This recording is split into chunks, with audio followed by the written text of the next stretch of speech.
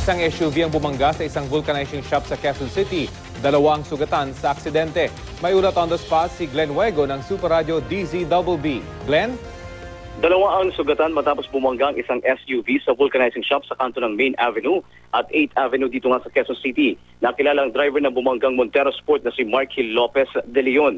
Ayon sa traffic enforcer na si Carmelo Badilla, masyadong mabilis ang takbo ng Montero Sport at nakatulog ang driver dahilan para sumalpok ito doon sa vulcanizing shop. Nadamay din yung katabing puno kung saan nga naputol yung puno at maging yung kable ng kuryente. Nagresulta naman ito para mawala ng supply ng ilang minuto yung ilang residente sa kahabaan ng Main Avenue matapos tamaan din yung mga kable ng kuryente. Yung mga nasugatan na hindi pa nakikilala, pero kanina binanggit ni Padilla, yung traffic enforcer, na kabilang sa mga nasugatan ay yung nagpapa-vulcanize lamang na may-ari ng Toyota Innova at yung mismong nagbo-vulcanize.